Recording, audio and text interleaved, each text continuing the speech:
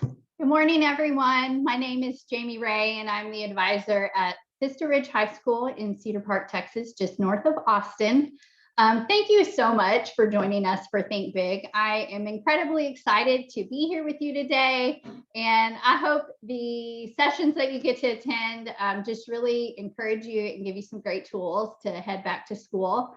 As Kel and I were talking through sessions and brainstorming some things, the subject of this session just really spoke to my soul. You survived the school year from you know where, and now what? And I just felt that very deeply. And so I just want to thank you for being here. And as we get started today, let's take a moment. And I know we probably don't want to, but think back to last school year. Think about all the things you were asked to do, and then all the things that you just had to do to survive. And so obviously you were a teacher, okay? So that's kind of our given. But I'm also guessing that many of you were a counselor. We had some kids going through a lot of stuff, okay? So you were a counselor. On top of that, I don't know what your yearbook staff looked like, but mine were all virtual. And so you might have become the staff photographer in some instances and found yourself at the cross-country meet. We love those at 8 a.m. You might have also been the tech guru trying to troubleshoot and fix all the things going wrong with your online learning. And then to top it all off, you're an entertainer, because you just are trying to get somebody to unmute themselves or come out of the black hole that is their blank screen, right? And don't forget, like, contact tracing, seating charts, all the things that go with all the COVID protocols on top of that. And so two things. I have a ridiculous collection of caps, and we had to wear a lot of hats this year. And I think if we think about this year, I don't know that we can put into words how it has affected us and our students emotionally, mentally, physically.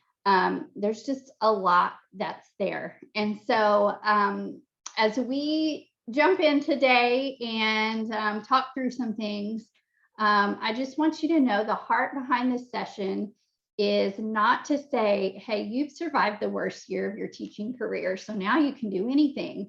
I think, you know, in education, we get that a lot. Like, here's a bunch of lemons, make some lemonade. And we do. That's what teachers do, because we want to do the very best by our kids. But that is not the expectation here. And so hopefully the heart behind this is to be encouraged and excited for next year. But also to just think realistically about what next year might look for you. And so let me share my screen with you guys. This is like real life Miss Ray. It takes me a long time to get there because, you know, I've been teaching a year on Zoom and I still don't know what I'm doing. Here we go. And we will go present. Okay. Well, see, we're on the wrong slide. There you go.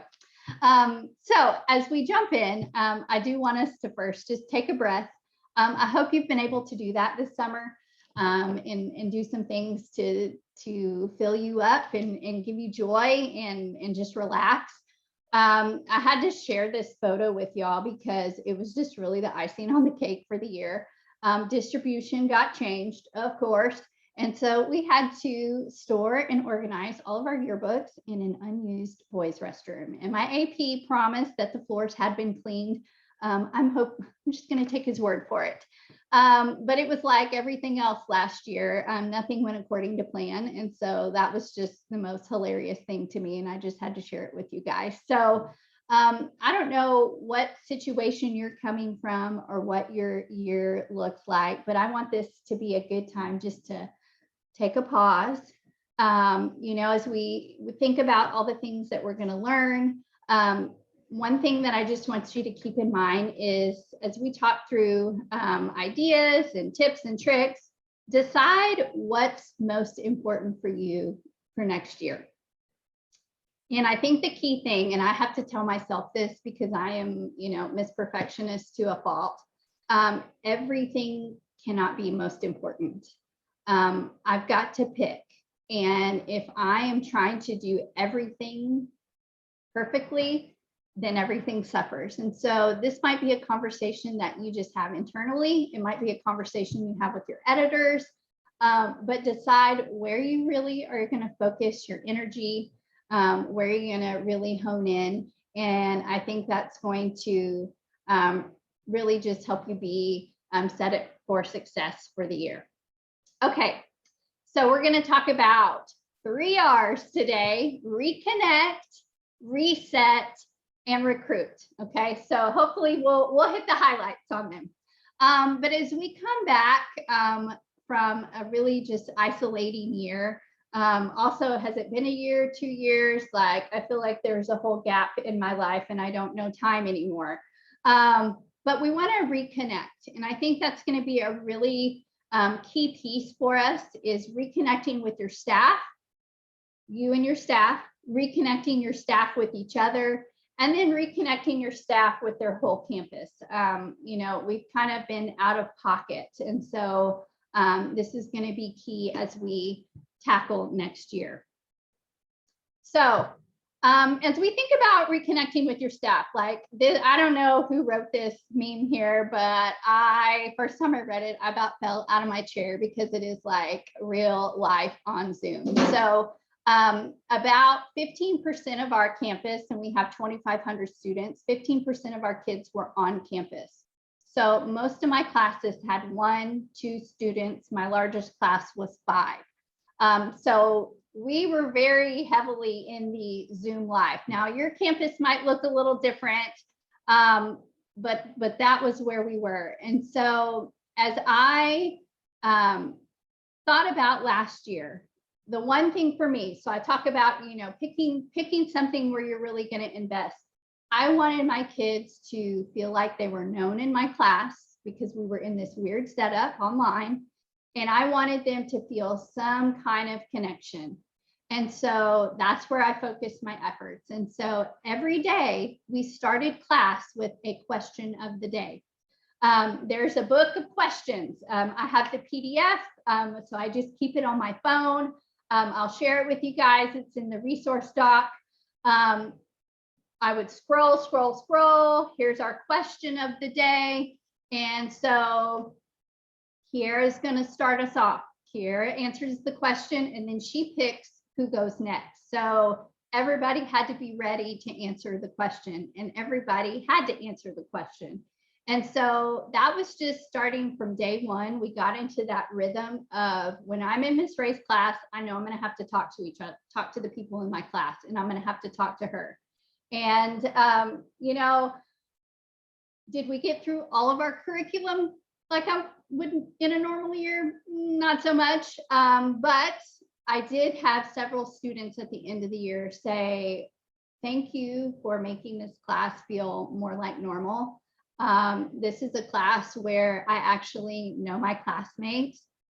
This is a class where I felt comfortable enough to unmute and speak. And so for me, that was the biggest win. And so that was something that I just built into our daily rhythm, and I didn't budge on it. So if other things maybe slipped, that was okay, because this is where I wanted to invest. Other things that we do on a regular basis, highs and lows, a check-in with Ray. Every grading period, I had them fill out a Google form, and it was just short and sweet, like what's going well, what's been challenging, what's a goal you have for yourself within the next week, and what's one thing you're going to do today to get your life in order.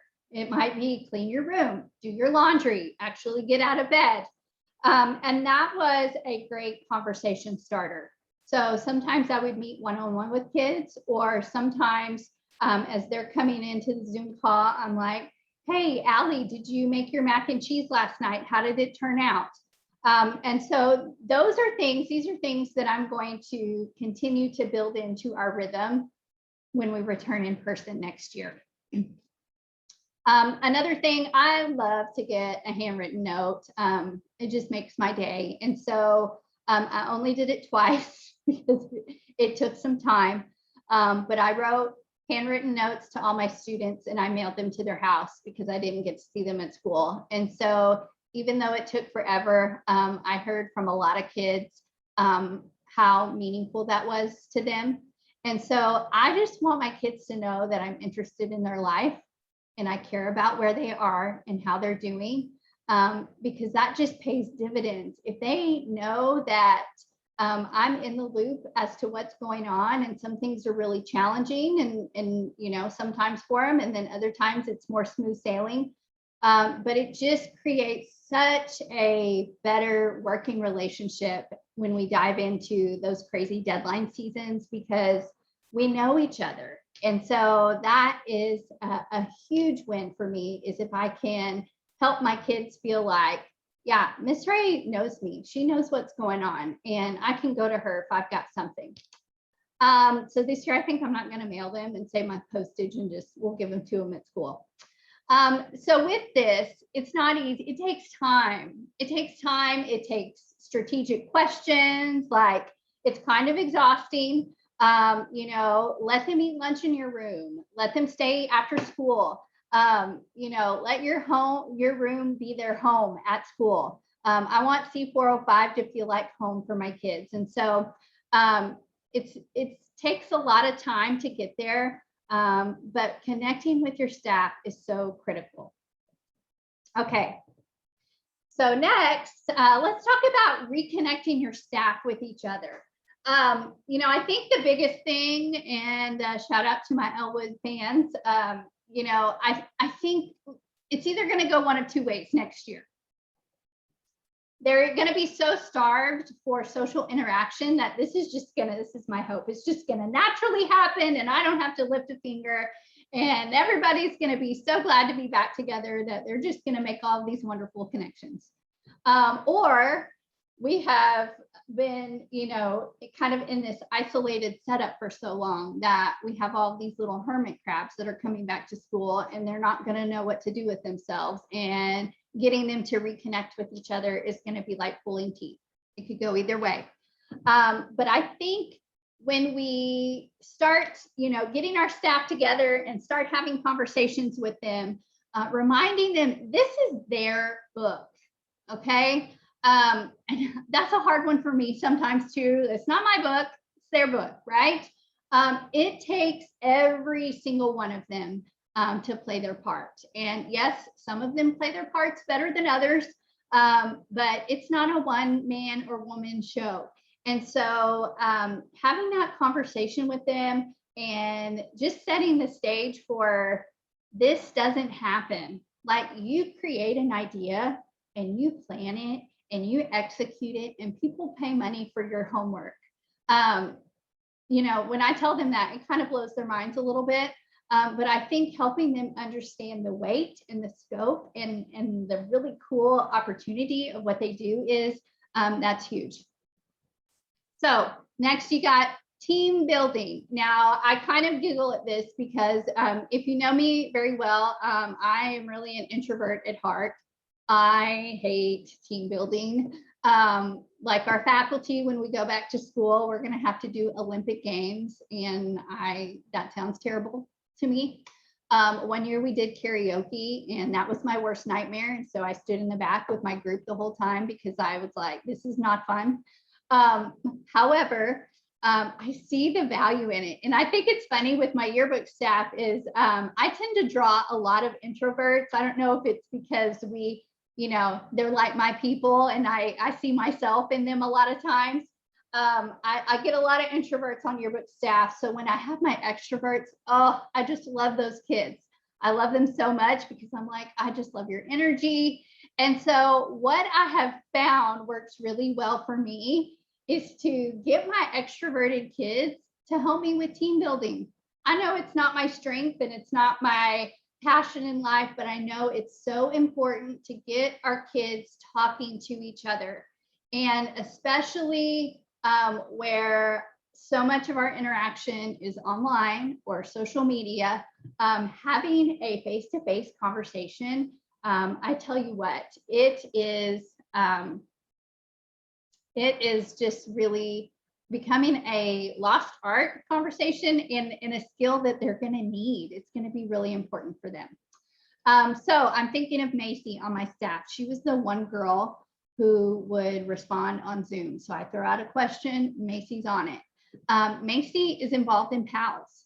So guess what they do in PALS? They do a ton of team building. So Macy became our Zoom game coordinator. And I'm like, Macy, you're in charge of all of our Zoom games. And she loved it because it played to her strengths.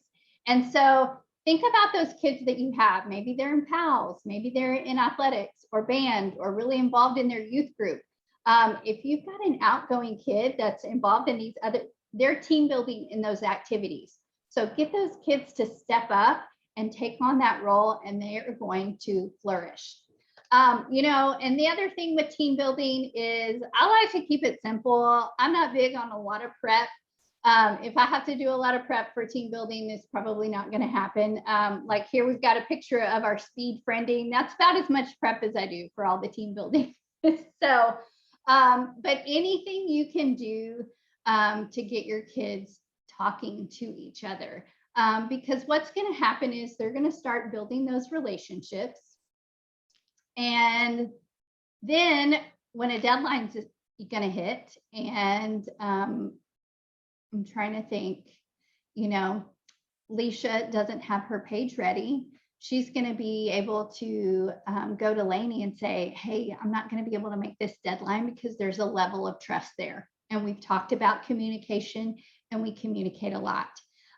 Or, you know, Susie is going to be able to say, hey, I need some help on this because I'm not really confident in what I'm doing. And she's going to feel like she's in a safe enough space to ask for help. And so, you know, team building might be something that you do one day. You know, bring in another yearbook advisor, bring in one of your coaches who's really good at it. You know, use your resources. But I think also doing it repeatedly, get into a rhythm of it over time. You know, we've got students that are coming back to campus, and they're used to the teacher talking to them for 20 minutes and then having the rest of the class period for their asynchronous time. And so they're going to be sitting in that desk like, sorry, you want me to sit here for an hour and a half and listen to you? So we're going to need a lot of breaks. Use those breaks, use them strategically. Do a quick activity where you've already got your editor like, hey, I need you to be ready to go with the, you know, for our break today. And they're going to facilitate it for the staff. You might be asking, well, Jamie, what do we do? Like, what kinds of team building? I've got a resource, the resource doc that you can check out.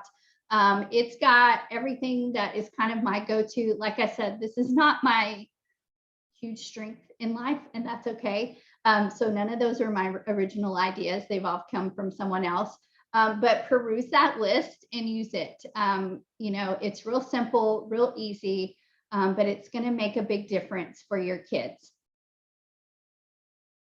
And then finally, with reconnecting, I think it's going to be really key for us to reconnect our staff with their campus community.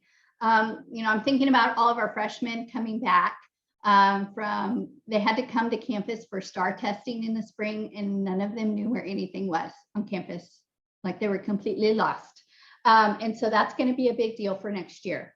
You know, I've been talking a lot about getting our students talking. That's how they're going to find story ideas, right? That's how they're going to know what's going on, is if they can have a conversation with people. And so we're going to practice a lot. Communication 101. This is how you introduce yourself to an adult. This is how you shake someone's hand. This is how you make eye contact when you're having a conversation. That's going to be huge for us. So just practicing those basic, like, this is how you send a professional email. We're also going to tour the campus. You know, I have been at Vista for a little while now, and there are rooms that I still don't know where they are. And so, you know, do the kids know where the theater department is? Do they know where the coaches' offices are? Do they know where the attendance office is? That's going to be important. Something fun that I did a couple of years ago, so I'm like, this is going to be great for coming back, is doing a ranger quiz. And I'm going to do this with all of my classes. But what are the essentials that people need to know about campus? Who is our cafeteria manager? Where do we find the textbook room to check out your text? Things that are going to be useful, and you can tailor it to your staff. Do they know where the football coach's office is? So when they need to go request scores because the coaches never respond to their emails, those are going to be important things that are going to help them out. Another piece to that is professional introductions. Maybe we do something formal where your students go and meet with your admin. You can invite your admin to your class. That would be a great way to do it. I know some staffs do like a sneak peek in the spring for their yearbook, but why not do that in the fall to set up professional introductions with the admin? Or do a scavenger hunt where you've got to go meet Mr. Mills and introduce yourself and shake his hand and get a photo with him. Of course, give them a heads up on that. But making those connections with the campus community. So first of all, everybody knows there's a yearbook staff on campus. That's going to be important. But secondly, so your kids are comfortable and getting their feet wet again and talking to people, particularly adult students, making those connections. Next, when I say use your connections, think about all of your students. I've got dancers, I've got theater kids, I've got band kids, I've got a handful of athletes. I've got kids in robotics. Tell them to ask their people, their groups, what's going on? What's different this year? What are the stories that we need to cover? What are the events coming up that we need to know? So use your resources of your own kids on staff. And then finally, just building in the idea like there's stories everywhere, right? So having your kids pay attention to what's going on.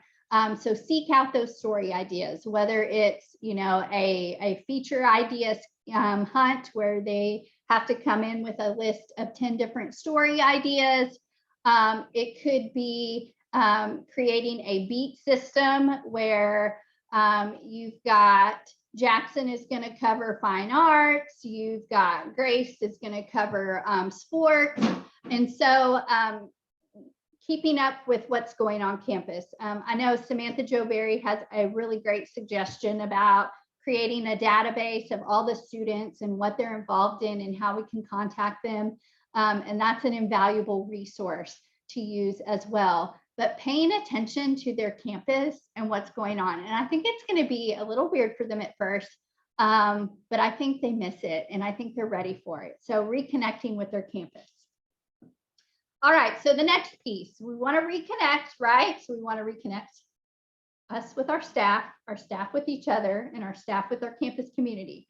Next thing I think that's going to be really key for us is just resetting, okay? So when I say resetting, we've got to go back to the basics, okay? I don't know about you, it's a miracle we had a yearbook this year. Like, whoo, I tell you what, and I am so thankful for my students and all the work that they did. But we need to revisit some of the basics. And so that's going to be key for us as we start this next year. And so when I talk about back to the basics, like this goes to the very first comment at the beginning, like what are your must-haves this year? So this is a great conversation to have with your editors. If you don't have any, just something for you to think through as the advisors. But what are your must-haves with your yearbook? And everything can't be a must-have. You can have all the things, but where are you really going to put your focus? I think for us, it's going to be photography. I've got kids, I had 25 on staff. They were all virtual, and I had about 6 kids that would go shoot things. The rest of them, there's a good chunk of them that have never held a digital SLR camera. So we're going to be like, here's the on.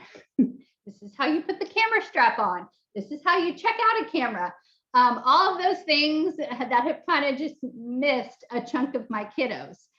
So we're going to spend some time on photography, and we're going to spend some time on interviewing, because as you can tell, I'm big on them talking to people and getting those stories and getting those really rich and meaningful quotes. So those are kind of where we're going to put our focus.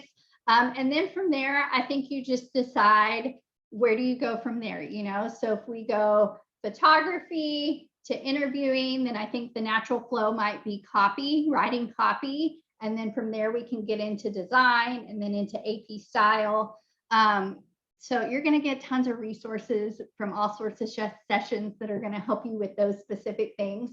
But having in your mind, like, where do we need to start first with day one? The next piece is, you know, training your staff to train each other. And so if you've got kiddos who have been on staff for more than 1 year, and you've got a kid who's just really understands how to write a caption, they get the formula, they've got it.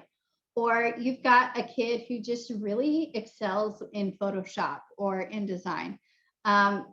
Give them time in class to train your students. And so we do a rotation where we've got about 3 stations and we spend approximately 20 minutes at each station.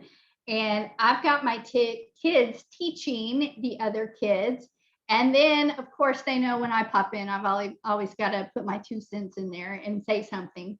But they are training the kids. And then that gives me an opportunity to just kind of work the room and see where everybody is and help where necessary if there's somebody that's struggling. But I think it's so going back to, this is their book. Giving them that opportunity to train each other is huge. And then they know, oh yeah, I can always go to Alicia when I have a Photoshop question because I know she's really good at it. She taught us at the beginning of the year.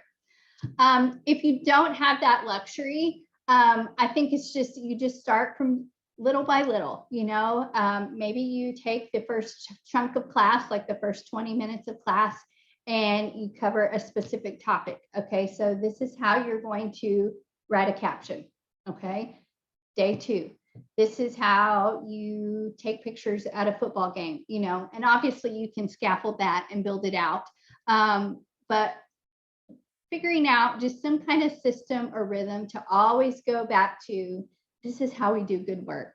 You know, and sometimes my returning kids will balk at this because this is something we do every year, but especially this year, I am 1000% convinced that this is something that we really need to do, is going back to the basics, because you know, it's from there that they're really going to be able to thrive. But we've got to, like, getting back into some kind of a routine. This is where it's got to happen.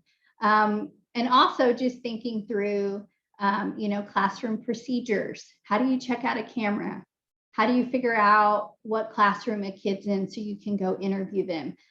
You know, I think of a lot of our online systems have worked out really well. We've improved there, but with the in-person piece, there's going to be some adjusting. Okay, and finally, we've got to recruit, guys. So we reconnected, we've kind of reset with our curriculum.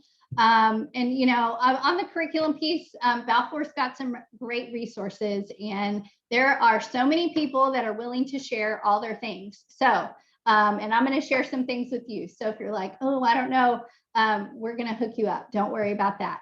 But the last piece is recruit. You know, I don't know what this year did to your program. If you took a hit with your numbers, if you grew, I would, you know, almost bet that you probably have a dip in your numbers. And so we've got to recruit for our program. And so we are so fortunate in what we get to teach, but we also have to have the warm bodies in our room to teach. And so building our program, keeping that flow, that's key. And so just 2 pieces of advice with that is have a good time, like have fun, and invite your friends. If your kids are loving what they're doing, now don't get me wrong, it is hard. It is hard work, and sometimes they don't love it. Sometimes they cry.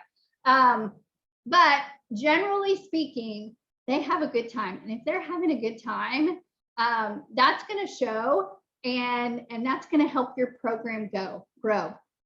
So when I talk about have fun and invite your friends, don't forget to play, right? Don't forget to do the fun things in your book. You know, I'm really bad about this. Sometimes I can become all about the task. and getting stuck on all the things on our to-do list. And then I forget to have fun. So I have to make a student in charge of that for me, right? I have a social director. That's their preferred title. Social director. Now, is this girl, she get her stuff in all the time? Hit or miss, but is she really good at gathering people and getting people excited because she's just got this great personality? Yes. So she plans the party. She, when are we going to have a food day? This is going to be the year of individual snacks, but guys, food. They will do anything for a morsel. It's amazing. So I feed them all the time. How can you incorporate the play into your curriculum? It might mean, doing the water balloons for shutter speed. Also, I am going to, I got the giant bubbles. I don't know how I missed this through the years, but the sticks with the giant bubbles. Oh my gosh, so fun. So we're going to do that with water balloon day. It might mean, sending them out in pairs to the cafeteria the first week or so, just so that they can get out of the room, so that they can go talk to people. Maybe they're going to do a quick survey, a poll, or they've got just a real short question that they're going to answer or ask people. They might even talk to people on picture day as they're waiting in line, just to get their feet wet, build in the fun, have them create a class playlist. These wearable cameras, they've become a bit of a tradition for us. This is the year I threw them all away because they had all seen better days. So we're going to make the wearable cameras again one day. We are going to, the art teacher, I just inherited a whole tie-dye kit. So now I'm like all about the tie-dye. It's back in. So we're going to tie-dye some things.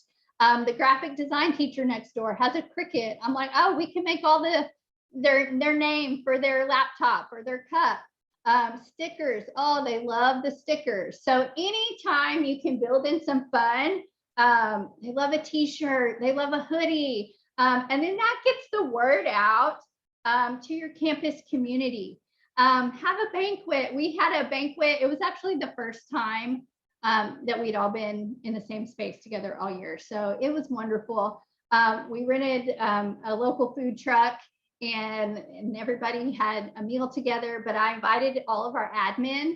Ask your admin, stop by, come see what my kids are doing. They are doing amazing things. So we want to invite them in. So celebrate what your staff is doing. You don't have to win some big award to brag on your students.